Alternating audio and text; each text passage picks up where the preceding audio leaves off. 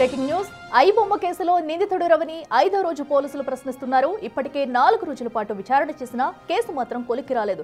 విచారణలో రవి పొంతనలేని సమాధానాలు చెప్పి ప్రశ్నలు తప్పుదోవ పట్టిస్తున్నట్లు తెలుస్తుంది. ఆధారాలు ఎదురుగా ఉంచి విదేశాల్లోని సర్వర్లు, యూకే, కరేబియన్ దీవుల్లో పనిచేస్తున్న సిబ్బంది గురించి ప్రశ్నించారు పోలీసులు. డేటా విదేశాల్లో ఉందని దాటవేసినట్లు సమాచారం.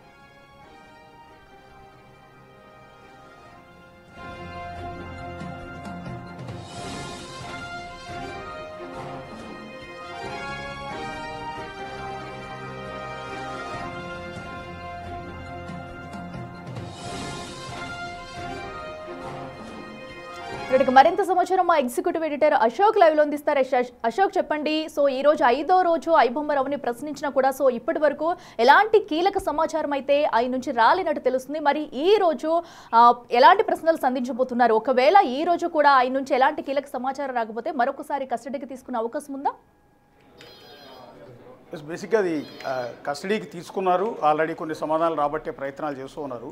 సో ఇదంతా పక్కన పెడితే ఐబొమ్మ రవి తండ్రి అప్పారావు ప్రస్తుతం మనకి లైవ్లో అందుబాటులో ఉన్నారు. ఒక విచిత్రమైన పరిస్థితి అయింది. ఒకవైపు కొడుకు కేసుల్లో అరెస్ట్ అయ్యాడన్న బాధ ఒకవైపు, ఇంకొక వైపు చాలా కాలం నుంచి కొడుకుతో ఉన్న గ్యాప్తో కన్న కొడుకు అన్న మమకారం వదిలిపెట్టుకోలేని పరిస్థితి, అనారోగ్యంతో సహకరించని ఇబ్బందులు. సో వీటన్నిటితో ఒక తండ్రి నలిగిపోతూ ఉన్నాడు. తన కొడుకు ఇలా చేశాడేంటి అనేది బాధ ఒకవైపు, తన కొడుకు వస్తున్న మద్దతు చూసి ఇంకొక వైపు అది బాధనాలో సంతోషమనాలో తెలియని ఒక విచిత్రమైన పరిస్థితిని ఫేస్ చేస్తున్నాడు అప్పారావు. సో కేసుల మీద కేసులు ఐబొమ్మ రవి మీద ఫైల్ అవుతూ ఉన్నాయి. మరొక వైపు ఐబొమ్మ రవికి మద్దతుగా ఎంటైర్ సొసైటీ నుంచి విపరీతమైన సపోర్ట్ వస్తుంది. కానీ ఎంత సపోర్ట్ వచ్చినా కూడా లీగల్గా ఆయన మీద ఎఫ్ఐఆర్ ఫైల్ అయింది, కేసులు నమోదయ్యాయి. సో వీటి నేపథ్యంలో రేపో మాపో శిక్ష పడినా కూడా ఆశ్చర్యపోనక్కర్లేదు. ఇదే క్రమంలో ఈడీ, సిబిఐ లాంటివి కూడా రంగంలో దిగుతున్నాయి. ఇలాంటి పరిస్థితుల్లో ఎంత ప్రజల అభిమానం ఉన్నా కూడా చట్టం ముందు అవి ఎందుకు కూడా పనికిరావు. సో ఈ నేపథ్యంలో అసలు కొడుకు గురించి తండ్రి అప్పారావు ఏమంటూ ఉన్నారు? అప్పారావు నమస్తే అండి. సార్ ఎస్, ఇవాళ మీ అబ్బాయిని కస్టడీలోకి తీసుకుని పోలీసులు ప్రశ్నిస్తూ ఉన్నారండి. సో ఇప్పటికే ఫైల్ అయిన కేసులతో పాటు అడిషనల్గా మరికొన్ని కేసులు ఫైల్ చేశారు. ఎన్ఫోర్స్మెంట్ డైరెక్టరేట్ అంటే ఈడీ, సిబిఐ కూడా త్వరలో రంగంలో దిగుతున్నట్టుగా తెలుస్తోంది. సో ఒక తండ్రిగా మీ కొడుకు పరిస్థితి చూసి ఎలా రెస్పాండ్ అవుతారు అప్పారావు? నేను ఎలా రెస్పాండ్ అయినా చేసేది ఏమీ లేదు సార్, చేసేదంటూ ఏమీ లేదు. కాబట్టి బాధపడడం తప్ప నేను చేసేదంటూ ఏమీ లేదు. అంటే మీ అబ్బాయి చేసింది తప్పే అనుకుంటున్నారా మీరు? నేను తప్పు కాదు అని నేను అన్న సార్. ఎందుకంటే చట్టం ఉంటుంది కదా, చట్టం తప్పు అంటే తప్పే, ఒప్పు అంటే ఒప్పే. దానికి నేనేమి వ్యతిరేకంగా కాదు. కాబట్టి చట్టాన్ని వ్యతిరేకించినంత పెద్దవాడిని కాదు.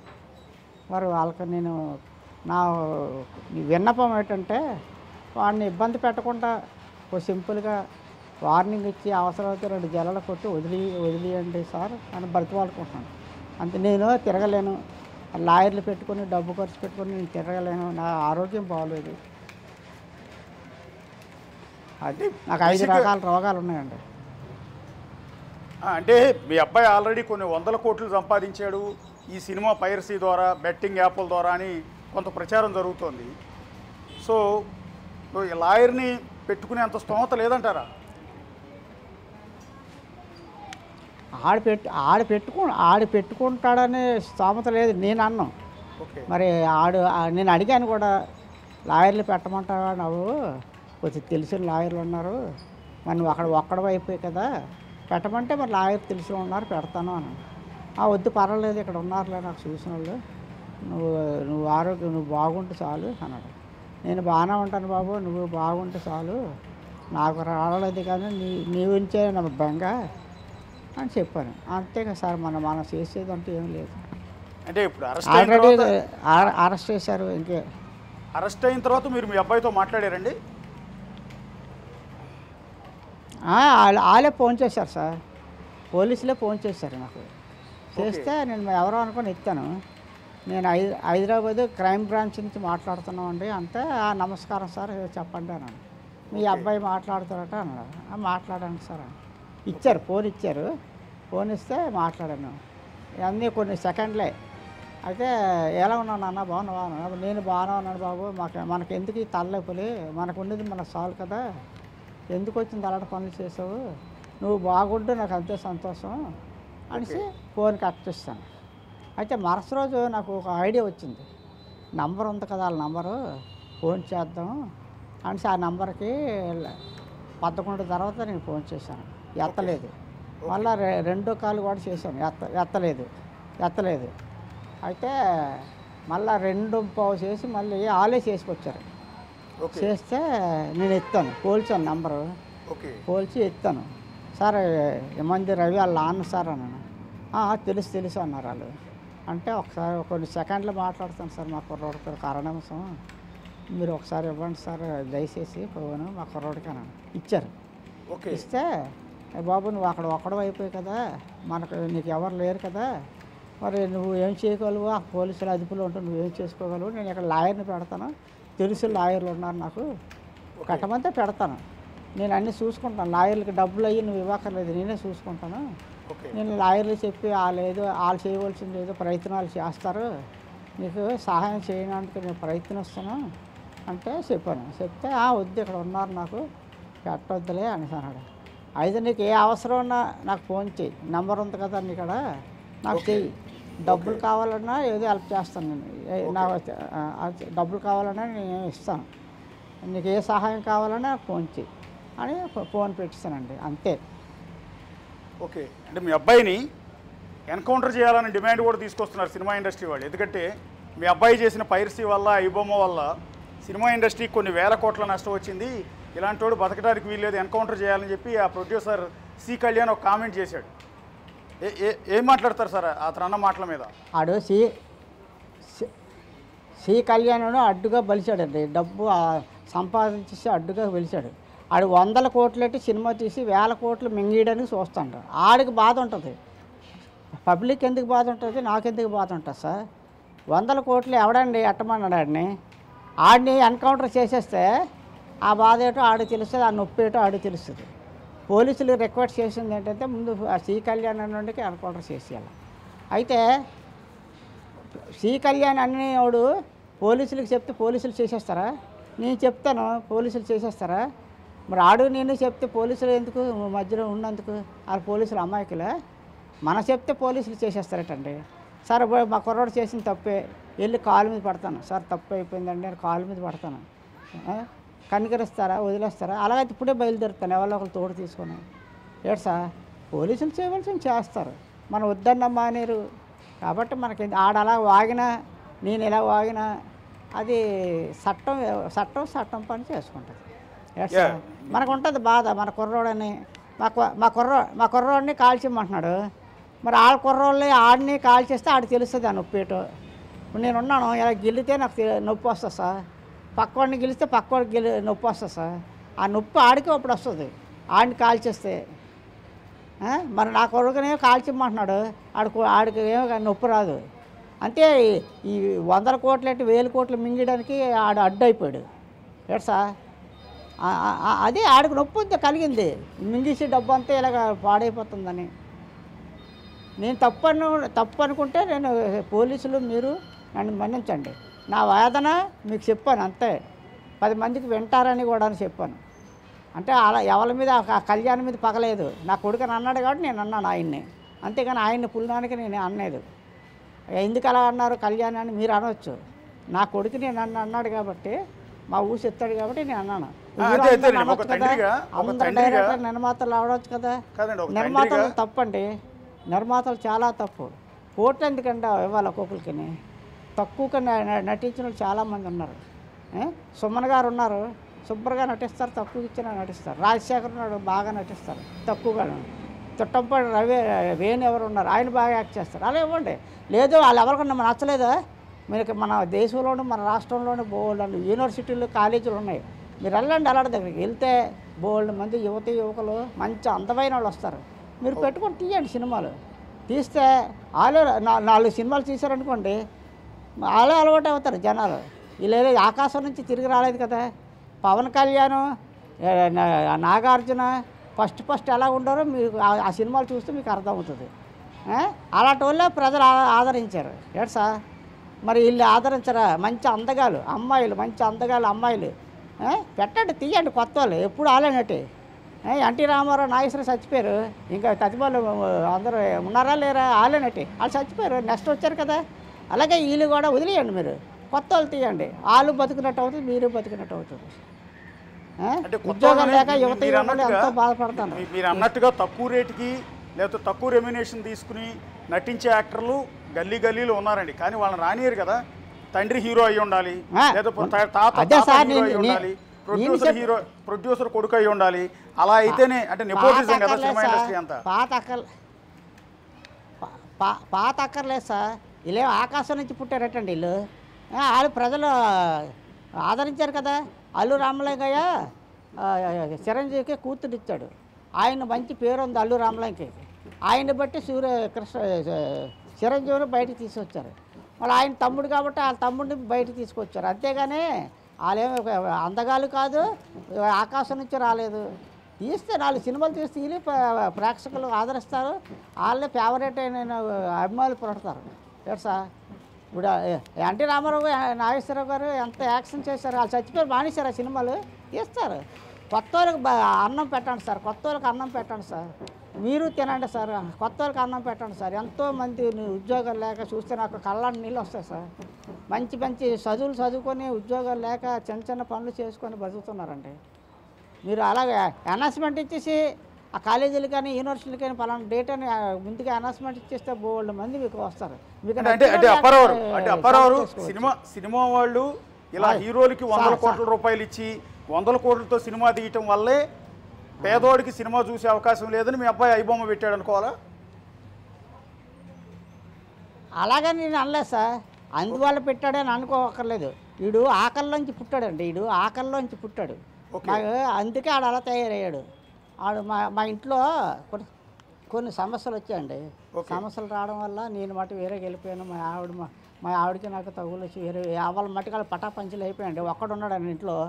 అన్నం లేక పస్తులు ఉండోడండి. వెళ్ళిపోయాడండి పస్తులు ఉండలేక. అందంట హైదరాబాద్లో కూడా పస్తులు ఉన్నట్టు నేను విన్నానండి.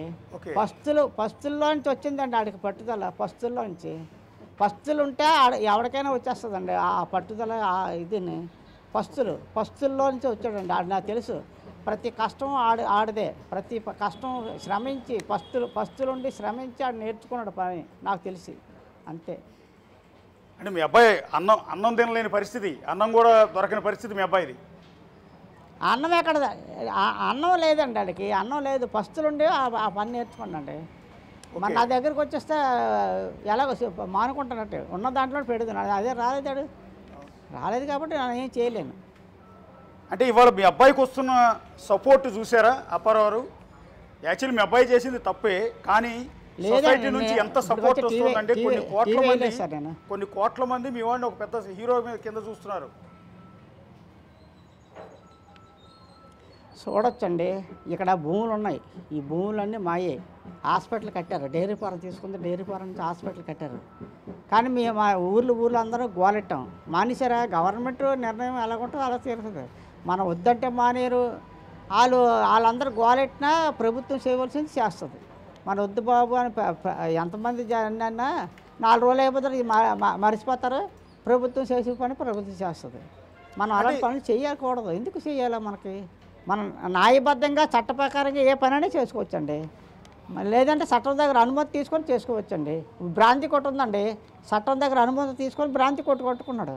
చట్టం దగ్గర అనుమతి లేకుండా కొట్టమనండి, షాప్ పెట్టమనండి. ఆవిడ ఏం చేస్తారు? ఏంటి సార్?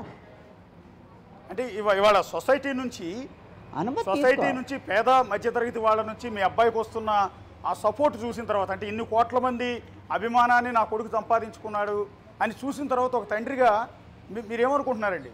సరే, ఓకే, చేసింది తప్పే, చట్ట ప్రకారం యాక్షన్ తీసుకుంటారు, అదంతా పక్కన పెడదాం. కానీ ఇంత పెద్ద పేరు వస్తుంది మీ అబ్బాయికి అని, ఇంత మంది మేము మీ అబ్బాయిని ఆదరిస్తారు, హీరోలాగా చూస్తారని అనుకున్నారు ఎప్పుడన్నా? ఆ పేర్లు నాకు వద్దండి. మా ఇంట్లోంచి బయటకు రాకుండా ఉండేవారు. ఆ పేరే చాలు నాకు. అలాంటి పేరే నాకు కావాలా. ఇంట్లోంచి బయటకు వచ్చేసి నా కొడుకు ఏదో ఉద్ధరించేశాడు వీళ్ళందరూ నాన్న అలాంటి మెంటాలిటీ కాదు నాది. కాబట్టి వాళ్ళు పెద్దోళ్ళు డబ్బున్నోళ్ళు ఎంత డబ్బు అయినా సరే సిద్ధికాయితల్లా మారుస్తారండి.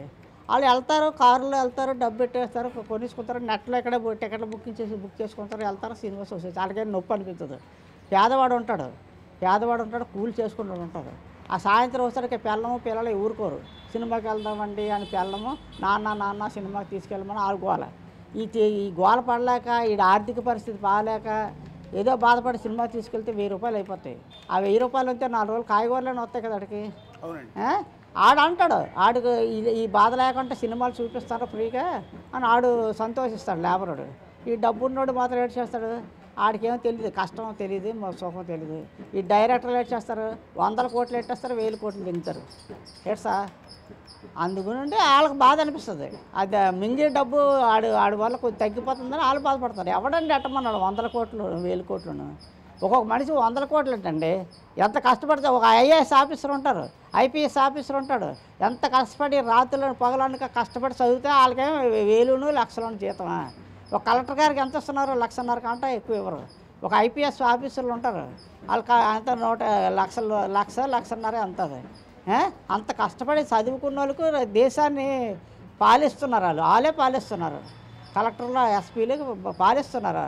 పైన వాళ్ళు ఆర్డర్ వేసిన చేసేవాళ్ళు వీళ్ళే. వాళ్ళకే లేదు. ఇటు గోసి ఏమాత్రం అండి పొట్టకి జరక్క తినడానికి లేని కుర్రలు ఇలాగ యాక్ట్ చేసి చెప్తే వాళ్ళు వచ్చి ఇలాగ అంటారు, కట్ అంటారు ఏడ్సా. దానికి వాడికి 100 కోట్లు ఇవ్వాలా? బుద్ధి లేని పని డైరెక్టర్లది, నిర్మాతలదని ఏడ్సా. ఏం తెలుసండి వాళ్ళకి? వీళ్ళ మీద నాటకాలు వేసుకున్నాడు చాలా గ్రేట్ అండి. గ్యాప్ లేకుండా మాట్లాడతాడు నాటకాలు స్టేజీలు. వీళ్ళంటే ప్రతి చిన్న మొక్క కట్ ఇలాగ అంతాడు కట్ షూటింగ్లో చూస్తున్నాం కదా మనము. నిర్మాతలు చాలా తప్పు. అడ్డుగా బ్లాక్ మనీలు పెట్టడం, ఆ బ్లాక్ మనీ చేసి వైట్ మనీ చేసేసుకోవడం వాళ్ళకి అవడం లేదు. కొద్దిగా తగ్గిపోతుంది నిర్మాణం. లేకపోతే ఏంటండి మా మనవరాళ్ళు మనం సినిమాకి వెళ్తే అలా థియేటర్లో ఏదో అడిగింది, నాకు కళ్ళు తిరిగాయి. అమ్మ ఇంటికాడ బయటకు వెళ్ళిన తర్వాత కొడుకుందామని బతిమాలి దాన్ని ఒప్పించి బయటకు వచ్చాం. ఏంటండి సినిమాలో టీ తాగలేదే లేదండి, అంత రేట్ ఏంటండి? మధ్యలో ఎవడైనా చేయగలరా? అవును సార్, మనకు అక్కర్లేదండి. మన పిల్లలు వాళ్ళు అడుగుతారండి, వాళ్ళు కాదనలేము అవునలేము సార్. ఎందుకండి అలా ఎన్నాళ్ళ సినిమాకి వెళ్ళేవాడి సార్, రూపాయి ఉంటే బస్సు ఎక్కి బస్సు మీద వచ్చేసి 40 పైసలు టికెట్ అండి. మరి ఆ రేట్లు లేవండి. ఇప్పటికీ కూడా నేను తక్కువ టికెట్లకి వెళ్తాను. ఎందుకు మన స్థాయిలో నుంచి మనం వెళ్ళాలి. డబ్బున్నాడు, బలిసిపోయినాడు, అడ్డుకు సంపాదించినాడు, బుర్రలు కొట్టినాడు వెళ్తారు, కష్టపడినాడు వెళ్ళాడు కదా. ఏడ్సా. అందుకని వాళ్ళందరికీ మీ వాడు దేవుడు అయ్యాడండి. కాదు అలాంటి వాళ్ళకి అన్నేసి 1000 రూపాయలు అదే సార్, నేను వాళ్ళందరికీ మీ అబ్బాయి దేవుడు అయిపోయాడు. అయితే అవ్వచ్చు, ఇప్పుడు అయితే అవ్వచ్చు అండి. ఇప్పుడు వైన్ షాప్ ఉంటుందండి, తాగినాడికి అది పెద్ద దేవాలయంలో కనబడుతుంది, తాగలేనాడికి దరిద్ర కొట్టులా ఉంటుంది. అవును. ఇప్పుడు నేనున్నాను, ఆడు పిలిచిన ఎల్లో బతిమాలు ఇచ్చి ఫ్రీగా ఇచ్చి నేను తాగను. తాగిన వాళ్ళు డబ్బు ఇచ్చి కూల్ చేసి వచ్చి ఆ కూల్ అంతా అక్కడ ఇచ్చేసి తాగేసి వచ్చిన వాళ్ళు ఉంటారు. ఏడు సార్, అది ఎవడిష్టం ఆడిది. సరే, మీరు మీరు మీరు మీ మాట తీరు కానీ మీ మాట్లాడే విధానం ఇదంతా చూస్తుంటే మీరు చాలా చాలా పద్ధతిగా, చాలా క్రమశిక్షణగా ఉన్నారు. మీరు చాలా విలువలతో మాట్లాడుతూ ఉన్నారు. మీరు ఉన్న నిజాలు మాట్లాడుతున్నారు. కానీ ఇలాంటి వ్యక్తి అంటే చిన్నప్పుడు బట్టి ఈ అబ్బాయి ఎందుకు ఇలా మారాడు? ఇంత విలువలు కలిగిన వ్యక్తి కదా, మీ క్రమశిక్షణ అబ్బాయికి ఎందుకు రాలేదు అని. రావణాసురుడు కడుపునే ప్రహ్లాదుడు పుట్టాడు సార్. మన చెప్పిన వాటిలో కొన్నాళ్ళు 10th వరకు మన చెప్పిన మాకు అదుపులో ఉన్నాడు. 10th అయిపోయిన తర్వాత వాళ్ళ అమ్మ గ్రిప్ట్లో పెట్టుకుంది. వాళ్ళ అమ్మకి పాములు అంటే ఇష్టం. పాములాగా ఇంట్లో పాములాగా ఉండేది. అలాగే బతికాం. అలా నేను చెప్తే అలాగంటాడరా, చెయ్యరా నువ్వు, ఇలాగంటాడరా, ఇలా చేయను. పిల్లలకి ఎంకరేజ్ చేస్తే ఎలా ఉంటుంది? వాళ్ళ అమ్మ చెప్పిందే కరెక్ట్ అనుకుంటారు. ఏంటంటే మంచి అయినా చెడ్డైనా ఒక మాట మీద వెళ్తే ఇల్లైనా వాకలైనా వెళ్తుంది. మనం ఎలా చెప్పి అలా చెప్తే వాళ్ళ అమ్మ చెప్పిందే కరెక్ట్ అనుకుంటాడు. చిన్నపిల్లడు ఉంటాడు, స్కూల్కి అని మారాజ్ చేస్తాడు. ఒకళ్ళు వెళ్ళమని చెప్తారు తల్లి తండ్రిని, ఒకళ్ళు వద్దని చెప్తారు. వెళ్ళమని ఆడి చెడ్డోడు, వద్దని చెప్పినోడు మంచోళ్ళు, కానీ ఆడి లైఫ్ పాడైపోతుంది. ఏడు సార్, అలాగే మొన్న ఏదో ఒక మాట అన్నారండి, ఏదో మనం మా పిల్లల్ని ఆవిడది ఎలా క్రిమినల్ బ్రెయిన్, మా ఆవిడది క్రిమినల్ బ్రెయిన్, ఆవిడ బ్రెయినే ఆ. మా అబ్బాయికి వచ్చిందని ఏదో ఒక మాట అన్నారు. జీన్స్ వస్తాయి సార్, మనం వద్దన్నా జీన్స్ వచ్చేస్తాయి. నా బ్లడ్ ఉంది, నాది బి పాజిటివ్ బ్లడ్, మా పిల్లలకి ఇద్దరికి బి పాజిటివ్ బ్లడ్ వచ్చింది. కానీ జీన్స్ బుర్రలోని నెదర్లోని జీన్స్ వచ్చేస్తాయి. ఆ జీన్స్ మరి మనం ఏం చేయలేము. ఆ జీన్స్ని మన చేతిలో లేని పని అది. ఎట్ సార్ అంటే ఎట్లా సార్ మీరు అన్నేళ్ళు కాపురం చేసి పిల్లల్ని కన్నారు, ఆవిడ క్రిమినల్ మైండ్ అని ఎట్లా అంటున్నారు? అంటే ఏదో కారణం ఉండి ఉంటుంది కదా. పడ్డాను నేను బాధలు పడ్డాను సార్, కొన్ని సంవత్సరాలు పడ్డాను సార్ బాధలు. ఆ దరిద్రం తల్లించి దిగిపోయింది. నాకు శాచ్ వచ్చిందని సార్, తినకపోయినప్పుడు ఫస్ట్ పెళ్ళం ఉండి ఏంది సార్ ఉపయోగం లేని పెళ్ళము. టైంకి అన్నం ఉండదండి. నేను మగోడిని కదా, ఒంటిపి చేసి ఊరుకుంటుంది కదండి. నేను మగోడిని కదా, మనిషిని కదా. రేట్ సార్ మీకు అన్ని వివరాలు చెప్పగలరా అప్పుడు ఆ లైవ్లో? అవునండి. ఆ? Okay okay. మరి అవన్నీ పెద్ద మనుషులు చెప్పారు, అవన్నీ పెద్ద మనుషులు చెప్పానండి. నేను చెడ్డోడిని. రేట్ సార్ నువ్వు అన్నీ చెప్తావా? నువ్వు పెద్దోడిని చెప్పకుండా ఎన్ని సంవత్సరాలు ఉండాలి? 25 సంవత్సరాలు ఉన్నాను చెప్పకుండానా? ఎన్నాళ్ళు ఆకలితో ఉండాలి? అన్నిటికీ ఇబ్బంది పడి ఎన్నాళ్ళు ఉండాలి? ఉండి బాధపడి కంటే లేకంటే బాధపడితే హ్యాపీ సార్. ఇప్పుడు ఫస్టులు ఉంటున్నాను, హ్యాపీగా ఉంటున్నాను. అమ్మయ్యా ఆ దరిద్రం లేదు మనకి. అని అంటే మీ అబ్బాయి 100 కోట్లు సంపాదించాడని చెప్తున్నారు కదండి ఈ బెట్టింగ్ యాప్ల ద్వారా. మీకేం డబ్బులు పంపించలేదా తండ్రికి ఎప్పుడు? ఆడు పంపించలేదు. ఆడికాడ 100 కోట్లు ఉన్నాయని నాకు తెలీదు. వాళ్ళ నాన్న డబ్బులు ఉన్నాయి పంపిస్తానని ఆ డబ్బులు నాకు అక్కర్లేదు. నాకు భగవంతుడు రెట్టిన దారం ఉంది, భిక్ష ఉంది, భగవంతుడు రెట్టిన భిక్ష ఉంది. ఆ గణపతి బాబు, పార్వతి పరమేశ్వరుడు, సింహాద్రప్పన్న ఒక బక్సెట్టారు, పెన్షన్ వస్తుంది నాకు చాలు. నాకు తిన్నంతకి మందులకి డబ్బులు సరిపోతున్నాయి. మనం ఇంక అంతకన్నా ఏం కావాలి సార్? అంతేనండి. ఇప్పుడు రాజకీయ నాయకులు ఉన్నారు తమిళనాడు, మనకు అందరికీ తెలుసు. ఓపెన్గా మనకెందుకు? ఒక స్త్రీ బోల్డ్ అంత సంపాదించింది, 1 రూపాయి పట్టుకెళ్ళలేదు ఆవిడ. కొన్ని వేల లక్షలు, కొన్ని 100 లక్షలు సంపాదించింది. ఏమి 1 రూపాయి పట్టుకెళ్ళింది ఆవిడ? అవునండి. అవన్నీ ప్రజల పాలు అయిపోయింది. ఎందుకు మన తిన్నందుకు లోటు లేకపోతే చాలు సార్. ఉండడానికి ఏదో కొంప ఉంది, లోన్లు పెట్టి దపదపాలు లోన్లు పెట్టి పట్టుకున్నాం. మనకు చాలు, మన జీవితాలకు మనకు చాలు. అంటే మీ అబ్బాయి డబ్బులు ఉంటే ఇదంతా ఎరగొట్టుకుని శుభ్రంగా. మీ అబ్బాయి వేరే దేశంలో ఉన్నంతకాలం అతన్ని ఎవరు పట్టుకోలేకపోయారు, పోలీసుల వల్ల కూడా కాలేదండి. కానీ ఇండియాకి, హైదరాబాద్కి ఎప్పుడైతే వచ్చాడో అప్పుడు పోలీసులు అరెస్ట్ చేశారు. మీ కోడలు అంటే మీ మాజీ కోడలే అతన్ని పట్టించింది అనేది బయటకు వస్తున్న ప్రచారం నిజమేనండి? అది అవన్నీ నాకు తెలియదండి. తెలిస్తే ఏదైనా మాట్లాడతాను. తెలియంది నేను ఏమీ మాట్లాడను. వాళ్ళు ఎలాగన్నారు, ఇలా ఎలాగన్నారు అని నమ్మేవాడిని కాదు. చెప్పుడు మాటలు విని పాడైపోయిన వాళ్ళు చాలామంది ఉంటారు. నేను అలా చెప్పుడు మాటలు విని పాడైపోయాడిని కాదు. వాళ్ళకే ఇట్టేస్తాను బాంబు. నాకు ఎవరైనా చెప్తే వాళ్ళకే ఇట్టేస్తాను ముందు బాంబు పెట్టేస్తే, అప్పుడు వాళ్ళు ఇంకా 2 రోజులు చెప్పరు. కాబట్టి నా ఊరోళ్ళు ఎవరైనా ఎంక్వైరీ చేసుకోండి. నా గురించి ఎవరు చెప్పరు. చెప్పినా నేను విన్నాను. వాళ్ళకి వెంటనే ఇట్టేస్తాను, వాళ్ళకే కర్ర ముడ్లో. కానీ మీ అబ్బాయికి పెళ్ళైన విషయం అన్నా తెలుసా మీకు? చెప్పిన మాటలు మీ అబ్బాయికి పెళ్ళైన విషయం తెలుసా? కోడలు ఎక్కడ ఉంది? నేనే చేశాను సార్ పెళ్ళి. మీరే చేశారు? అబ్బా పెళ్ళి నేనే చేశాను సార్. నేను పెళ్లి సంబంధాలు చూసేవాడిని, పెళ్ళిళ్ళు ఫోటోలు అయితే తెచ్చేవాడిని. ఫోటోలు చూసేవాడు కాదు కనీసం. చూడకపోతే ఎలా చేయాలి పెళ్ళి? వాళ్ళు అడిగేవారు, మీరు ఫోటో ఎట్టుకెళ్ళారు కదా, ఏం చేశారో అని అడిగేవారు. వాళ్ళకి ఏదో చెప్పాలి కదా, ఎస్ నో చెప్పాలి కదా. ఇప్పుడు ఫోటో చూడకపోతే నేనేటి చెప్పిన వాళ్ళకి ఏదో చాకు చెప్పుకొని ఊరుకున్నాను. ఆ తర్వాత హైదరాబాద్ వెళ్ళి పలానా నాకు నచ్చిందని ఫోటో చూపించాను. నాకు ఫోటో చూపిస్తే ఇంకో 2 ఫోటోలు చూపించారు. ఈ పిల్ల బాగుందిరా, ఇంకో పిల్ల చెప్తే ఆ పిల్ల కాదు ఈ పిల్ల అన్నాడు. నాకు నచ్చింది కాకుండా ఆవిడకి నచ్చింది చూపించాను. పోనీ సరే నీకు నచ్చింది కదా చేసేస్తానులే అన్నాను. ఆవిడ ముస్లింల అమ్మాయి తెలిసి చెప్పాడు. సర్లే నీకు నచ్చింది కదా బాబు, నీకు నచ్చితే నేనే తిరగలేదు, నాకే శ్రమ తగ్గించావు అనేసి మా పెద్దల్ని, మా మాయగారిని, మా మేనత్తని, మా అన్నయ్యని, మా వదిన్ని, మా ఎరకత్తిని, ఎరకోడిని ఇలాగ అందరం చేసి ఒక 90 మా మనవరాళ్ళు, నా కూతురు, నాలుడు వెళ్ళి నిశ్చితార్థం చేసి వచ్చాం. మళ్ళీ పెళ్లి ముహూర్తాలు కూడా వాళ్ళే పెట్టేశారు. అక్కడ పెట్టేసి ముహూర్తాలు చెప్పేశారు డేటు. ఆ డేట్కి మళ్ళీ వీళ్ళందరినీ తీసుకొని వెళ్ళి పగలే పెళ్ళి కూడా పగలే ఆ బస్సు పంపించాడు సికింద్రాబాద్. బస్సు అందరూ ఎక్కితే తిన్నగా కళ్యాణ మండపం దగ్గర ఆగింది. వెళ్ళాము, పెళ్లి చేసాము.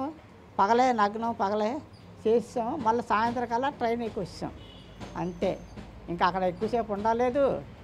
కనీసం 24 అవర్స్ లేదు, 12 అవర్స్ అన్నీ 8 అవర్స్లో అన్నీ అయిపోయి వచ్చాం.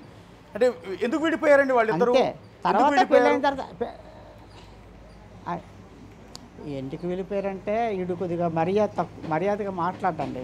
ఓకే. మర్యాదగా మనిషికి విలువ ఇవ్వడం మర్యాదగా మాట్లాడటం. తర్వాతను మా కోడలు ఉద్యోగం చేస్తుంది కదండి, వాళ్ళ అమ్మ మంచిది కదండి నాకు తెలిసి. ఓకే. ఆవిడ ఎలా అంటే ఇప్పుడు ముసలైపోయింది, ఆవిడ ముసలైపోయింది, నేను ముసలైపోయాను సార్. మాకేం కావాలి సార్? టైంకి ఎంత ఏదో ఫుడ్డు మందులు అవి కొనిపెట్టి చాలు కదా. ఇప్పుడు నాకు మా కొడుకు కోడలు ఎక్కడ ఉన్నారనుకోండి, నాకు నా పెన్షన్ డబ్బులు అది తీసేసుకొని నాకు మందులు ఇచ్చి టైంకి ఎంత పెడితే చాలు, నాకు ఇంకేం అక్కర్లేదు. అవునండి. ఆవిడకి అలా కాదు, వాళ్ళ అమ్మ ముసలైపోయింది. ఆ ముసలి దానికి ఎందుకు సోకులు? ఆవిడకి ప్రత్యేకించి ఒక కారుకు డ్రైవరు రోజు షాపింగ్లకి వెళ్ళాలి. షాపింగ్లకి వెళ్ళి అన్ని వెళ్తే డబ్బు అంతా ఆ కూతురు సంపాదించి పుష్పం అనిపించేస్తుంది. కూతురు సంపాదించింది మళ్ళీ ఏమో మా మీదే బతుకుతానని అని అంటుందట. మా పాప అది ఆవిడ డబ్బు అంతా ఆవిడ ఖర్చు పెట్టిస్తే ఈడి ఇంట్లో సంపాదన తిని ఈయన్నే అంటుంది మళ్ళీ తిరిగి. అవన్నీ ఆలకించాను ఇదివరకు, అంతే. నాకు చెప్పలేదు, మా పాప చెప్పింది నాకు, ఎలాగనన్నా నీకేం తెలుసు, ఇలా బాధలు పెడతాను వాళ్ళు, మా అడగలేదనా నువ్వు అనుకుంటున్నావు అని అన్నది. నాకు అండర్స్టాండ్ అయింది నాకు. ఆ ముసలమ్మకి కారు డ్రైవర్ ఎందుకు, షాపింగ్లు ఎందుకు సార్? లిప్టిక్లు అవి రాసుకొని షాపింగ్లు ఎందుకండి ముసలోళ్ళకి? అవన్నీ ఈడు అడుగుతాడని ఈడు చెడ్డోడు, ఈడు కొద్దిగా ఖర్చు పెట్టాడు, కొద్ది పేనాసురుడు వెళ్ళాడు, అనవసరంగా ఖర్చు పెట్టాడు. అవసరమైతే ఖర్చు పెడతాడు. ఎందుకు అనవసరంగా ఆ ముసలిదారికి అవసరమా? అవునండి. అవి అడగకూడదు. కూతురట ఆవిడని చదివించాను, నా కూతుర్ని ఉద్యోగం చేస్తుంది, ఈరోజు నా కూతురు సొమ్ము నేను ఖర్చు పెట్టుకుంటాను అంటదట. ఇవన్నీ విడిపోయిన తర్వాత కోడలో మీకు టచ్లో ఉందండి? ఎప్పుడన్నా మాట్లాడిందా? ఆ గొడవలు అయినప్పుడు ఫోన్ చేసింది. ఓకే. మీరు రండి, అమ్మాయి గారు ఒకసారి రండి, ఇలాగ నాన్న ఇది అంటే అప్పుడు నేను కళ్ళు ఆపరేషన్ చేసుకున్నాను సార్. ఈ కన్ను ఒకసారి చేశారు గ్యాప్ ఇచ్చి. అమ్మ నా కళ్ళుకు బాగలేదు, తిన్నందుకు తిండి లేదు, నీకు తెలుసు కదా, నేను ఏదైనా ఫోన్లో చెప్తాను, ఒకవేళ అక్కడికి వచ్చినా నేను అదే చెప్పాలా, ఆడి వినడం నువ్వు వినవు, నా శ్రమ అంతా వృధా అయిపోద్ది, మీరు వింటానంటే నేను వస్తాను చెప్తాను. చిన్నవి గొడవలు రావడం కామన్. ఏదో మీరు ఒక మాట మంచిగా జీవితాంతం బతకని వాళ్ళు కదా, ఏదో సెట్ చేసుకోవాలి. అందులో మీకు పాప ఉంది, దాని జీవితం నాశనం అయిపోద్ది. మీరు పౌరుషాలకు వెళ్ళిపోతే దాని జీవితం పాడైపోద్ది. చుక్కలాంటి పిల్లమ్మ, బంగారంతో సమానమైన పిల్ల, దాన్ని తలుచుకుంటే నాకే బాధేస్తుంది, మీరు గొడవలు పడకండి అని చెప్పాను. నన్ను మాట్లాడుతున్నాను, ఆవిడ కట్ చేసేసింది ఫోన్ కట్ చేసిన వాళ్ళకి ఫోన్ చేస్తామంటే. అంటే మీ అబ్బాయికి ఆల్రెడీ ఒక పాప కూడా ఉంది, అంటే మీ మనవరాలు ఉంది. ఇప్పుడు ప్రస్తుతం ఎక్కడ ఉన్నా సార్? ఉన్నదండి, బంగారం బొమ్మ అండి మా మనవరాలు. ఇద్దరు బాగుంటారు కాబట్టి పిల్ల, తల్లి తండ్రి ఇద్దరు బాగుంటారు కాబట్టి పిల్ల రతనాల బొమ్మ, బంగారు బొమ్మలా ఉంటుంది. అయితే ఇక్కడ హైదరాబాద్లో ఉన్నా, హైదరాబాద్ ఎక్కడన్నా తెలియదు నాకు. హైదరాబాద్ అంటే చిన్నదేటి అండి, మొత్తానికి తల్లి దగ్గర ఉన్నా సార్. ఓకే. ఇప్పుడు మీ అబ్బాయి పోలీసులు మనకు తెలియదు, ఉన్నారు ఎక్కడో తెలియదు. ఇప్పుడు మీ అబ్బాయిని అరెస్ట్ చేశారు, జైలుకి తీసుకెళ్లారు, మళ్ళీ కస్టడీకి తీసుకొచ్చి రోజు ఇక్కడే పోలీసులు కోచింగ్ చేస్తున్నారు. మరి మీ అబ్బాయిని ఏమి కలిసే ప్రయత్నం చేయలేదు? ఒకసారి వచ్చి కొడుకుని చూడాలనిపించట్లేదా మీకు? నాకు మనసులో ఉన్నా నన్ను వెళ్ళే శక్తి లేదండి. నాకు 5 రకాల జబ్బులు ఉన్నాయండి. ఓకే. తిన్నంతకు తిండి లేదండి నాకు. ఇలాగ మా ఆఫీస్కి వెళ్ళి రావాలంటేనే నాకు కళ్ళు తిరిగిపోతున్నాయి, ఎక్కడ పడిపోతానో నాకే తెలియదు. నాకు 5 రకాల జబ్బులు. గ్లూకోమా ఉంది, కొత్తగా షుగర్ వచ్చింది, జాయిన్ అయ్యింది, గ్యాస్ట్రిక్ ఉంది, బీపీ ఉంది, ఇలాగ అన్నీ ఉన్నాయి సార్ నాకు. నేను టైంకి తిన్నంత తిండి లేదు. నేను ఈ ఎండతోటి వెళ్ళి అక్కడికి ఏ కర్రీ పాయింట్ తెచ్చుకుంటే తినబుద్ధి లేదు, వాంతులు వచ్చేస్తాయి. టౌన్లోనే అనుకోండి, ఇది కావతల అది అక్కడ కొనుక్కోవచ్చు, ఇక్కడ అలాగే ఉండదు. ఉన్నది ఇది పల్లెటూరు కాదు, పట్టణం కాదు, అలా అయిపోయింది మా ఊరు. పల్లెటూరు అయినా వాళ్ళని ఒక లేబర్ పట్టుకొని కూలి పెట్టుకొని డబ్బులు ఇచ్చి వంట చేయించుకోవచ్చు. ఇప్పుడు అలా కాదు, ప్రతి వాళ్ళు శంఖకి బ్యాగ్ తగిలించుకొని హాస్పిటల్కి పనికి వెళ్ళిపోతుంటారు. అక్కడ వాళ్ళు వేలు ఇస్తారండి. వేలు నేను ఇవ్వగలరా చెప్పండి? నేను తినాలా, మందులే కొనుక్కోవాలా, వాళ్ళకి వేలే ఇవ్వాలా? అందువల్ల అన్నీ అంటే ఎంతైనా మీరు తండ్రి కన్న కొడుకును చూడాలని ఉంటుంది. కన్న కొడుకు కష్టాల్లో ఉన్నాడు, మీ కడుపును పుట్టిన కొడుకు ఈరోజు పోలీసుల చేతిలో ఉన్నాడు. సో చూడాలనిపిస్తుంది కదా ఏ తండ్రికైనా కూడా. ఎన్ని ఇబ్బందులు ఉన్నా కూడా వచ్చి కొడుకుతో మాట్లాడాలన్న అనిపించిన ఉంటుంది కదా తండ్రికి. జరిగితే అన్నీ ఉంటాయి సార్, జరిగితే అన్నీ ఉంటాయి. నేను ఇక్కడ జరిగేది అనుకోండి, ఇక్కడ హెలికాప్టర్ ఎక్కి హైదరాబాద్ దిపి ఆయన చూసి మళ్ళీ హెలికాప్టర్ ఎక్కి ఇక్కడ దీపాలు ఉంటుంది జరిగితే. అవ్వదు కదా. నాకా బాగోలేదు, నాకా ఒంట్లో బాగోలేదు, నేను వెళ్ళలేను. అలాంటప్పుడు ఆ ఆశ రాదు, ఆ ఆలోచన రాదు. ఏడు సార్ అక్కడికి నేను అన్నాను కదా, మీకు కావాలంటే లాయర్లు పెడతాను బాబు, వాళ్ళే కొద్దిగా ఏదో నీకు శాతనైన వరకు హెల్ప్ చేస్తారు అన్నాను. వద్దు, ఇక్కడ ఉన్నారు, తెలిసిన ఉన్నారు అన్నారు. సర్లే నీకు ఏ అవసరమైనా ఫోన్ చేయి అని చెప్పాను. అంతకన్నా నేనేం చేయలేను. అంటే ఎప్పుడు సార్ మీ తండ్రి కొడుకులు ఎప్పుడు విడిపోయారు? అంటే మీ ఇద్దరికి గ్యాప్ ఎప్పటి నుంచి వచ్చింది? తండ్రి కొడుకులు విడిపోలేదండి, భార్యాభర్తలు విడిపోయాం. ఓకే, అంటే మీ అబ్బాయి మీకు ఎప్పటి నుంచి టచ్లో లేడంటున్నా? భార్యాభర్తలు విడిపోయాం. అదే ఆ గొడవల్లోనే ఆకలికి ఉండలేక ఏదో ఎవరో ఫ్రెండ్స్ని పట్టుకుని ఎక్కడికి వెళ్ళిపోయి ఉంటాడు. ఎక్కడికి వెళ్ళాడో కూడా తెలియదు కొన్ని సంవత్సరాల వరకు. ఎక్కడో వర్క్ నేర్చుకుని ఆ తర్వాత తెలిసింది. మా మామయ్య చెప్పాడు, ఒరే హైదరాబాద్ ఉన్నాడు మీ కుర్రాడు, పలానా వాళ్ళు కుర్రాడు అక్కడ ఉన్నారండి, వాళ్ళ కుర్రాడు అక్కడ ఉంటాడు, పలానా కుర్రాడు అక్కడ ఉన్నాడు తెలిసిందిరా అంటే ఫోన్లో ఎక్కడొక్కడ ఉన్నాడు కదా అని అనేసాను. అనేసిన తర్వాత అలాగ మా పాపకు పెళ్లి చేసినప్పుడు దానికి నెంబర్ ఆ కుర్రోడిని పట్టుకుని ఆ నెంబర్ పట్టుకుంటే చేసిందట. పెళ్ళికి వచ్చాడట, నాకు కనబడలేదు, కనిపించి వెళ్ళిపోయాడట పెళ్ళికి, మా పాప పెళ్ళికి. ఓకే, అయితే మా పాపని కంచరపాలెం ఇచ్చాం అక్కడ, వెళ్ళిపోయాడు. ఆ తర్వాత వచ్చాడు. అంటే విడిపోవడము పగలు ప్రేమలు పగలు ఏమీ లేవు మాకు. అంటే ఇంత పెద్ద ఐబొమ్మ, అంటే ఇంత పెద్ద సంచలనం తెలుగు రాష్ట్రాల్లో, ఇంత పెద్ద సంచలనం ఈరోజు దేశంలోనే సంచలనం, ఇంత పెద్ద ఐబొమ్మ స్టార్ట్ చేసింది మీ అబ్బాయి అన్న విషయం ఎప్పుడు తెలిసిందండి మీకు? మీరు అందరు విలేకరులు అందరూ ఇంటి మీదకి వచ్చేస్తేనే తెలిసింది నాకు. విలేకరులు అందరూ వచ్చేస్తారు వరుసగా సినిమా టికెట్లు లైన్లు కట్టేసినట్టు. ఏంటి ఎందుకు వచ్చేస్తారు వీళ్ళందరూ అనుకున్నాను. తెలియదండి నాకు, అది అంతే. అంటే ఇవాళ ఫస్ట్ వచ్చిన అతను అరెస్ట్ తర్వాత మా దగ్గరికి వచ్చి ఉండొచ్చు. నేను అనేది ఏంటంటే బిఫోర్ ఒక సంవత్సరం నుంచి గొడవ జరుగుతుంది కదా, ఒక సంవత్సరం నుంచి ఐబొమ్మ రవి అని అతను అరెస్ట్ చేస్తామని పోలీసులు చెప్పడం, పోలీసులకు మీ అబ్బాయి సవాల్ విసరడం, మీ అబ్బాయి అని తెలియదు సార్. అవన్నీ కాదండి, 100లో 1% నాకు తెలిస్తే, 100లో 1% తెలిస్తే నేను అడిగి ఎలా చెప్పాలో ఏం చెప్పాలో నేను చెప్తానండి. నక్సలైట్ లాటోలు పోలీసులు లొంగిపోతే వాళ్ళకి పునరావాసం కల్పిస్తారండి పోలీసులు. అలాంటిది వీడికి లొంగిపోమని చెప్తాను, ఇలాంటి పనులు చేయకు, తెలుసో తెలియకో చేసావు, ఇలాంటి పనులు చేయకునైనా పోలీసులు సరెండర్ అయిపో, లేకపోతే నువ్వు ఇవన్నీ దుకాణం బంద్ చేసి నీకు ఎప్పటికైనా ప్రమాదకరము అని అన్నీ చెప్తాను వినేవాడికైతే. ఆడ ఎండో నాకు చెప్పడం నాకేం తెలుస్తుంది, తెలియనిది ఏం చెప్తాం ఏడు సార్.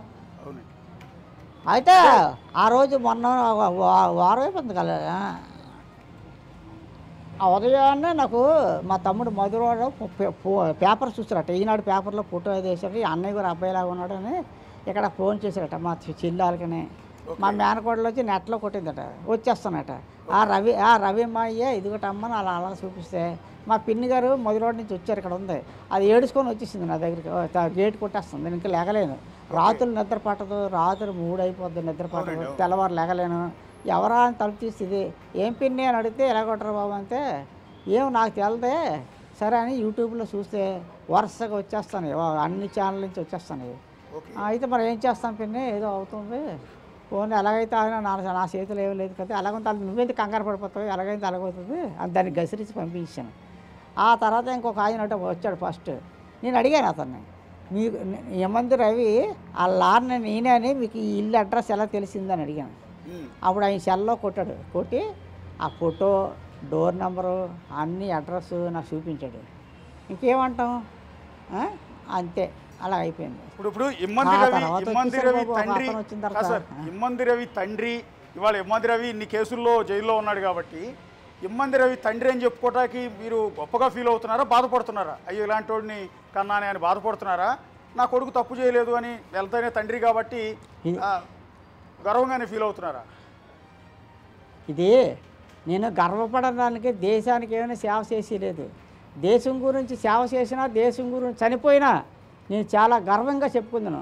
అవసరమైతే నేను చచ్చిపోతాను దేశం కోసం అయితే.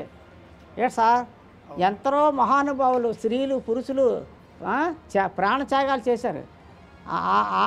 వాళ్ళకంటే మనం ముడుచుట్లు పుట్టామా? ఆ మహావీరులు మహావీరులు వీరమాతలు మన దేశం కోసం చచ్చిపోయారు. వాళ్ళ దగ్గర మనం ఏమాత్రం సార్ దేశం కోసం ఏమైనా అది చేస్తే నేను గర్విద్దును.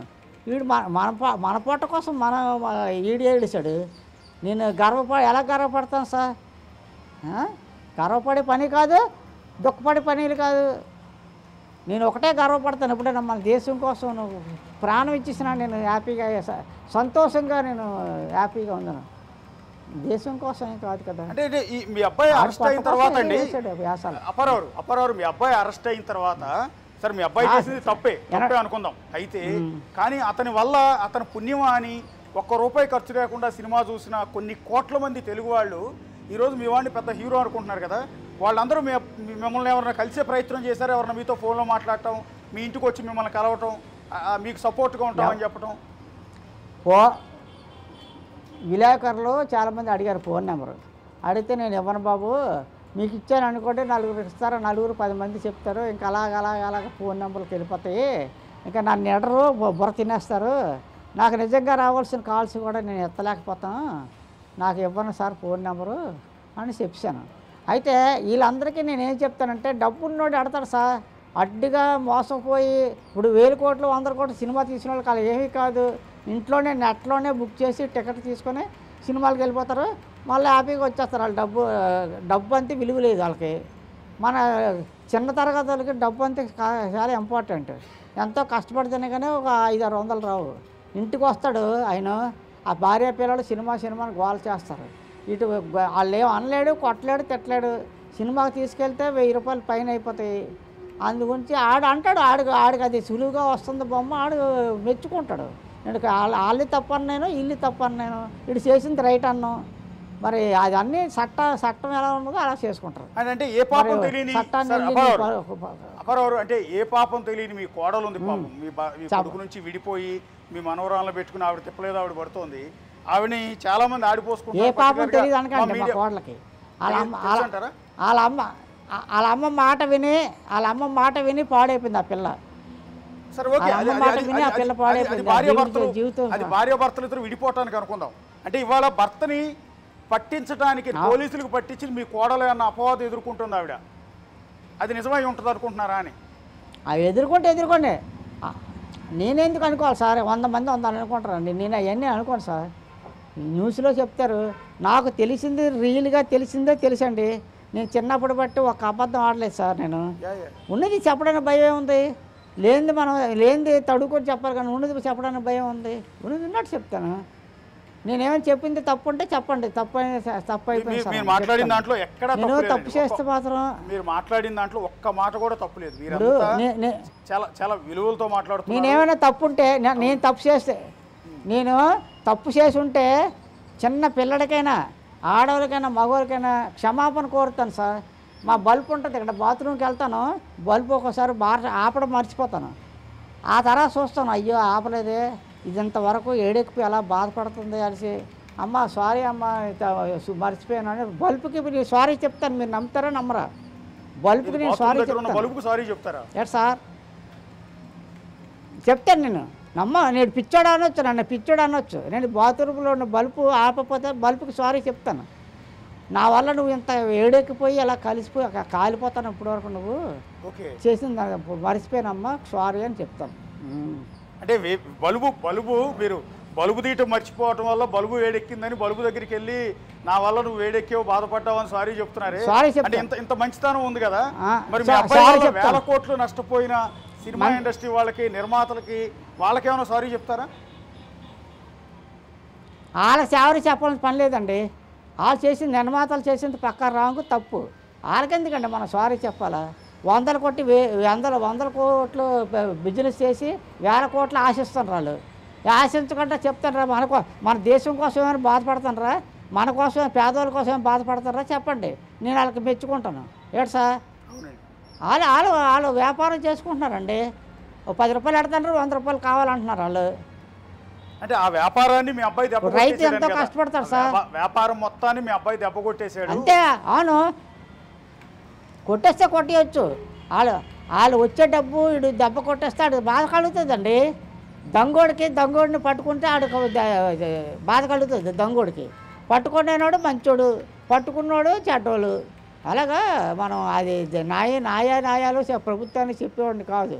వాళ్ళు ఏం చేయాలో నేను నా రిక్వెస్ట్ పోలీసులు గట్టంతా అటు ఇబ్బంది పెట్టకుండా కావాలంటే జల్ల కొట్టైనా సరే వార్నింగ్ ఇచ్చి ఆయన కొద్దిగా వదిలేసేటట్టు చూడండి కొడుకుగా నేను బాధ అంతే, ఇంకేం లేదు. అంటే అప్పారావు మీ అబ్బాయి మీద పెట్టిన కేసులు, నాకు ఆరోగ్యం బాగాలేదు. మీ అబ్బాయి మీద పెట్టిన కేసులు చూస్తే మీరు తట్టుకోలేరు నిజానికి. ఐటీ యాక్ట్ కింద కేసు నమోదు చేశారు, కాపీరైట్ యాక్ట్ కింద కేసు నమోదు చేశారు, సినిమాటోగ్రఫీ అమెండ్మెంట్ యాక్ట్ కింద కేసు ఫైల్ చేశారు, ఫారినర్స్ యాక్ట్ ఫైల్ చేశారు, ఫోర్జరీ కేసు ఫైల్ చేశారు. ఇన్ని సెక్షన్ల కింద మీ వాడి మీద ఫైల్ అయిన కేసులన్నీ చూస్తూ ఉంటే ఇప్పట్లో బెయిల్ వచ్చే అవకాశం కూడా లేనట్టుంది. రెండోది ఎన్ఫోర్స్మెంట్ డైరెక్టరేట్ కూడా రంగంలో దిగుతోంది. ఎందుకంటే మనీ లాండరింగ్ జరిగింది అని, విదేశాల నుంచి డబ్బు పెద్ద మొత్తాన చేతులు మారింది అని. సిబిఐ కూడా ఇవ్వాలంటున్నారు ఈ కేసుని. సో పెద్ద వలయంలో మీ అబ్బాయి ఇరుక్కుపోతున్నాడు. అలాగా ఇరుక్కుపోయినా నేనేం చేసేది ఏమీ లేదు సార్. నేను అదే చెప్తాను మీకు. ఎన్ని కేసులు పెట్టేవాళ్ళు వద్దంటే మానేస్తారా ప్రభుత్వం? చెప్పండి. వాళ్ళు మానేరు. కేసులు పెట్టారు అనేసి నేనేం చేయలేను. అందువల్ల నా చేతిలో ఏమీ లేదు ఏటి సార్. అందువల్ల మనం ఏం చెప్పినా చెల్లదు. ఇంకెందుకు? అంతా భగవంతుడి దయ అంతే. ఇంకా ఆ భగవంతుడి దయ, పోలీసుల దయ అంతే. హైదరాబాద్ పోలీస్ కమిషనర్ నా చేతిలో సజ్జనార్ గారి పేరున్నారండి అప్పారావు. హైదరాబాద్ పోలీస్ కమిషనర్ నాకు ఛానల్ బట్టి తెలుసా. ఆయన ఛానల్ బట్టి 20 సంవత్సరాలు బట్టి ఉంటున్నాను ఆయన పేరు. సజ్జనార్ అంటే ఆయన రకరకాల డిపార్ట్మెంట్లో కూడా పనిచేశారు ఆయన. అవునండి. అంటే ఆయనే మీ అబ్బాయిని అరెస్ట్ చేశారు. రకరకాల డిపార్ట్మెంట్లో కూడా పనిచేశారు. ఆయనే మీ అబ్బాయిని అరెస్ట్ చేశారు. మరి ఆయన డ్యూటీ ఆయన చేశారు సార్. ఆయనకి చెప్పినంత పెద్దవాడిని కాదు, కాకపోతే కోరుకుంటున్నాను ఆయనకి అంతే. రిక్వెస్ట్ చేసుకుంటున్నాను. ఇంగ్లీష్లో చెప్తారు కదా రిక్వెస్ట్ అని. మనస్ఫూర్తిగా కోరుకుంటున్నాను. ఆయన చెప్పిన ఆయన డ్యూటీ ఆయన చేశారు సార్. ఆయన తప్పని మనం ఎలాగనుకుంటాం? ఆయన కాకపోతే ఇంకొకళ్ళు ఉంటారు అక్కడ, ఆ స్థానంలో ఇంకొకరు ఉంటారు సార్. ఆయన కాకపోతే ఆయన సొంత పర్సనల్ ఇంటి పనులు కాదు కదా ఇవి. కొన్ని ఇంటి పని అయితే సార్ ఇంట్లో పని వాళ్ళు ఇలాగ తప్పు అయిపోయిందని కాలు మీద పడితే పోన్లే ఎదవా అనేసి ఆయన కనికరిస్తారు. వాళ్ళ ఇంట్లో పని కాదు కదా అది. కాబట్టి అది పర్సనల్ కాదు, ఇంట్లో పని కాదు. ఇంట్లో పని అయితే చెప్పండి, నేను వెళ్తాను, ఆయన కాలు మీద పడతాను, ఆయన తన్నినా నేను పడతాను. మరి అంతకన్నా నేనేం చేయలేను. ఆఫీస్ పని ఆయన ఇష్టం కాదు. మీ అబ్బాయిని అభిమానించే వాళ్ళు, మీ అబ్బాయికి ఉన్న అభిమానులందరూ ఈరోజు సజ్జనార్ గారు దిగుతున్నారండి. నువ్వు అన్యాయంగా అరెస్ట్ చేసావు, అక్రమంగా అరెస్ట్ చేసావు, వెళ్ళమండి వాళ్ళకి ఏమో అరెస్ట్ చేసావని తిడుతున్నారు. మరి వాళ్ళకేమైనా చెప్తారా? పోనీ సార్ వెళ్ళమనండి. వెళ్తే ఏమో దేవుడు ఆ సజ్జనార్ సార్కి మనసులో దూరి ఆయన ఏది హెల్ప్ చేస్తారు. దానికి ఉంది. వెళ్ళడం మంచిది కాదని అన్నాం, మంచిదే వెళ్ళండి. ఏమో ఆయన మనసులో దేవుడు కలిగాడు అనుకోండి, ఏమో ఒకలా ఉంటుంది. ఒక గట్టిగా కొట్టాలన్నాడు, నెమ్మది కొట్టచ్చు కదా, మనసులో దేవుడు దూరితే. చెప్పలేము. అలాగే అంటే సజ్జనార్ గారిని తిడుతున్నారు అంటున్నానండి. అప్పారావు, నేను చెప్పింది మీకు అర్థం కాదా? మీ అబ్బాయిని అభిమానించే వాళ్ళు మీ అబ్బాయిని అరెస్ట్ చేసిన సజ్జనార్ గారిని తిడుతున్నారు ఇష్టం వచ్చినట్టు సోషల్ మీడియాలో. వాళ్ళకేమైనా చెప్పదలుచుకున్నారా? బుర్ర తక్కువ తిడతారండి. వాళ్ళకు జ్ఞానం లేదు, ఆలోచించే శక్తి లేదు, అందుకే తిడుతున్నారు. సజ్జనార్ సార్ ఏం చేస్తారు సార్? సజ్జనార్ సార్ ఇప్పుడు రిటైర్ అయిపోతారు అనుకోండి, ట్రాన్స్ఫర్ అయిపోతారు అనుకోండి, ఆ ప్లేస్లో ఇంకొకరు వస్తారు. ఆయన వాళ్ళు తిడతామా? చెప్పండి. తిట్టలేరు కదా. ఆయన డ్యూటీ ఆయన చేశారు. ఆయన వ్యక్తిగతమైన కక్షలేం మనకు వద్దు, ఏమీ వద్దు. అటువంటి ఆ డ్యూటీ ఆయన చేశాడు. కాకపోతే ఆయన బతిమాలుకుంటే ఒకలా ఉంటుంది. అది తిడితే మరీ కోపం వచ్చేస్తుంది ఆయనకి. తిట్టకూడదు, ఎప్పుడు కూడా తిట్టకూడదు. మనం చేసిందే తప్పు పని, ఎదవ పని. ఆయన ఎందుకు తిట్టాలి సార్ మనం? ఆయన డ్యూటీ చేస్తున్నాడు. ఆయన జీతం తీసుకున్నాడు గవర్నమెంట్ కూడా. ఆయన డ్యూటీ చేస్తున్నాడు సార్. గవర్నమెంట్ ఆయన జీతం ఇస్తుంది ఇలాంటి పనులు చేయమని. అలాంటప్పుడు ఆయన ఎందుకు తిట్టడం? మనం ఎందుకు? తిట్టిన వాళ్ళకి ఆ ఉద్యోగం ఇస్తే వాళ్ళు అలాగే చేస్తారు. తిట్టిన వాళ్ళు అన్నారు కదా, వాళ్ళకి ఆ ఉద్యోగం ఇస్తే వాళ్ళు అలాగే చేస్తారు సార్. ఇప్పుడు సజ్జనార్ గారికి ఒక తండ్రిగా మీరేమైనా ఒక అప్పీల్ కానీ తప్పు. రిక్వెస్ట్ కానీ ఏమైనా చేసుకుంటారా? ఆయనకి సజ్జనార్ సార్కి ఆ భగవంతుడికి నేను కోరుకునేది ఏంటంటే పెద్ద ఇబ్బంది పెట్టకుండా ఏదో మీ చేతిలో ఉన్న వరకు ఆయన్ని కొంచెం రిలాక్స్ చేయండి. అంతకన్నా మనం ఆయన సార్ కోరుకునేది ఆయన చేతిలో ఉన్న చేసి పెట్టండి. చేతిలో లేని మనం చెప్పలేము కదా. ఆయన ఇంతవరకు వచ్చేసింది కదా. అందువల్ల ఆయన్ని నేను తప్పు అన్నాను. ఆయన చేతిలో ఉన్నంత వరకు కొద్దిగా ఫ్రీగా కొంచెం గట్టిగా ఇలా పట్టుకుని కంటే కొద్దిగా లూజుగా పట్టుకోండి సార్ అంటే ఒక ఏదో ఒక పద్ధతి ఉంటుంది సార్. ఎవరికి దేనికైనా పద్ధతి ఉంటుంది. కాబట్టి మనం ఆయన నేనేమో తప్పను తిట్టను. ఆయన పరిధిలో ఏం చేయాలో ఆయన్ని తెలుస్తుంది అంతే. మన అంత చెప్పిన వాళ్ళు కాదు. చెప్పినా వదిలేసే శక్తి ఆయనకి లేదు. ఇంతవరకు వచ్చేసింది. ఆయన వదిలేసి ఊరుకుంటారు జనాలు. అది మమ్మల్ని వదిలేయండి బోలు మంది వస్తారు. మా కేసు వదిలేయండి ఒకళ్ళు కనికరిస్తే ఊరు అందరూ అలాగే అంటారు. వాళ్ళకి అది తప్పు కాకపోవచ్చు. న్యాయస్థానానికి తప్పు ఉంటుంది ఏడు సార్. ఆయనకి మనకు తప్పు కాకపోవచ్చు. చూసిన వాళ్ళకి అన్నీ ఆయన ఇష్టం కాదు కదా. ఆయన పరిధిలో కొన్ని ఉంటాయి. కొద్దిగా ఎక్స్క్యూజ్ చేసినవి ఆయన పరిధిలో ఆయనకు ఉంటాయి అంతవరకే. సరే చివరిగా అప్పారావు ఒక్క మాట, మీ అబ్బాయిని ఈ రకంగా తప్పుదోవలో పట్టించిందని మీరు ఆరోపిస్తున్న మీ భార్య, మీరు కాపురం చేసిన మీ సతీమణి, బహుశా ఆవిడ కూడా టీవీ చూస్తూ ఉండొచ్చు, లేదంటే రేపు పొద్దున యూట్యూబ్లో చూస్తుంది ఈ వీడియోని, మీ ఆవిడకి ఏమైనా చెప్పదలుచుకున్నారా లైవ్ ఈ సందర్భంగా? మా ఆవిడ ఉన్నదని చెప్పలేనండి. చచ్చిపోతారని వెళ్ళిపోయింది పిల్లలు చెప్పి. చచ్చిపోయి ఉంటుందని నేను అనుకుంటున్నాను. ఒకవేళ భార్య బతికుండి చూసింది అనుకోండి, నీ వల్లే ఎలా తయారయ్యే పిల్లలు అని చెప్తాను అంతవరకే. పిల్లలు నీ వల్లే ఎలా పాడైపోయారు అని ఆ మొక్కే చెప్తాను. నువ్వు వెళ్ళిపోయిందని వెళ్ళావు, సచ్చిద్దని సచ్చావు, కానీ పిల్లల్లో ఎలా తయారు చేసావు, వాళ్ళ జీవితాలతో ఆడుకొని వెళ్ళిపోయావు, నా జీవితం వాళ్ళ పిల్లల జీవితాలతో ఆడుకొని వెళ్ళిపోయావు చెప్తాను అంతవరకే. ఇంకేం చేయను. ఓకే అండి అప్పారావు, మీరు ఆరోగ్యంగా ఉండాలి. నేను ఆవిడ వెళ్ళిపోయిన తర్వాత చట్ట ప్రకారంగా నేను డైవర్స్ తీసుకున్నాను సార్. ఓకే, చట్ట ప్రకారంగా తీసుకున్నాను. నేను ఒకళ్ళు చెప్తే వినేవాడిని కాదు. నేను చట్ట ప్రకారంగా తీసుకున్నాను. రేపు పొద్దున్న ఏదైనా రావచ్చు. నేను చచ్చిపోయిన తర్వాత ఆవిడ రావచ్చు. అప్పుడు వీళ్ళందరూ మా వాళ్ళు అందరూ ఏం చేయలేరు ఆవిడని. అందుకే చట్ట ప్రకారంగా తీసుకున్నాను. అది ఆఫీస్కి వెళ్ళిపోయి ఒకలేడు పిల్లలు చేసి నా పెన్షన్ ఆవిడ పేరు రాయించుకోవడం ఇలాగ అన్నీ ఇబ్బంది పెడుతుంది మనం డైవర్స్ తీసుకోకపోతే. పక్కాగా నేను డైవర్స్ తీసుకున్నాను కాబట్టి క్లోజ్ చేస్తాను. అక్కడ చాప్టర్ క్లోజ్ చేసేసాను అంతే. క్లియర్గా ఉండాలి, ఏ పని అయినా క్లియర్గా ఉండాలి. ధన్యవాదాలు అప్పారావు, మీరు ఆరోగ్యంగా ఉండాలి. అసలే హెల్త్ బాగాలేదంటున్నారు. మీకు ధన్యవాదాలు. మీ కొడుకుని మీరు కలవాలని కోరుకుంటూ ఉన్నాం. సరే, ఎంతైనా మీరు తండ్రి, ఆయన కొడుకు తప్పో ఒప్పో చేశాడు, చట్ట ప్రకారం చర్యలు తీసుకుంటారు అతని మీద. సో ఒక తండ్రిగా మీది ఒక బాధ్యత ఉంది, మీ కొడుకుని చూడాలనిపిస్తుంది మీకు. సో మీరు హైదరాబాద్ వచ్చి మీ బిడ్డను కలవాలని మేము కోరుకుంటూ ఉన్నాం. మీరు అనుకుంటున్న న్యాయం జరగాలని కూడా కోరుకుంటూ ఉన్నాం. ఇది ఇప్పుడు ఏదైతే తెలుగు రాష్ట్రాల్లో సంచలనమైన ఐబొమ్మ రవి తండ్రి అప్పారావు అనేక అంశాల గురించి డిస్కస్ చేశారు. పర్టికులర్గా తన బిడ్డ జీవితం ఎందుకు ఇలా తయారయ్యాడు అంటే ఆకలిలోంచి అతనికి పట్టుదల పెరిగింది. ఒకప్పుడు తిండికి కూడా లేక అనేక రోజులు పస్తులుండి ఎన్నో ఇబ్బందులు పడ్డాడు. అలా పస్తులుండి అనుభవించిన నరకంలోంచే ఏదో సాధించాలి లైఫ్లో అన్న ఆ పట్టుదలతోనే ఈరోజు ఇలాంటివేవో చేసి ఇది సంపాదించాడో, చెడ్డ పేరు తెచ్చుకున్నాడో, మంచి పేరు తెచ్చుకున్నాడో, ఇవన్నీ చేశాడు అనేది తండ్రి చెప్తున్నమాట. ఇక తన భార్యే తన కొడుకుని చెడగొట్టింది అనేది మరొక అంశం. ఇక కోడల గురించి అనేక అంశాలు ప్రస్తుతం మాట్లాడే ప్రయత్నం చేశారు. కాకపోతే అన్నిటికన్నా ముఖ్యమైనది ఏంటంటే హైదరాబాద్ సిపి సజ్జనార్ గురించి ఐబొమ్మ రవి తండ్రి అప్పారావు మాట్లాడిన మాటలు చాలా కీలకం.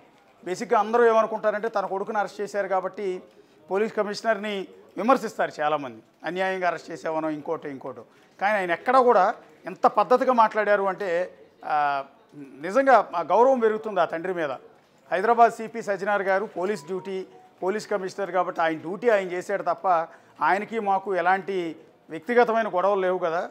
సో ఆయన డ్యూటీ చేసినప్పుడు ఆయన అనవసరంగా బుర్రలేని కొంతమంది వెధవలు అనవసరంగా ఆయన తిడుతున్నారు అంటూ ఆయన వాళ్ళని ఎవరైతే సజ్జనార్ గారిని విమర్శిస్తున్నారో వారిని ఉద్దేశించి కూడా అప్పారావు ప్రస్తుతం కామెంట్ చేస్తున్నారు. ప్రస్తుతం హైదరాబాద్లో ఐబొమ్మ రవిని పోలీసులు కస్టడీలోకి తీసుకుని విచారిస్తున్నారు. ఇంకా విచారణ కొనసాగుతుంది స్టిల్ ఇప్పుడు కూడా. సో ఇప్పుడు మనం మాట్లాడిన ఆయన తండ్రి అప్పారావు ప్రస్తుతం వైజాగ్లో ఒక పల్లెటూళ్ళలో ఉన్నారు. సో పల్లెటూళ్ళలో ఆయన ఇంటి దగ్గర నుంచి ప్రస్తుతం లైవ్లో మాట్లాడారు.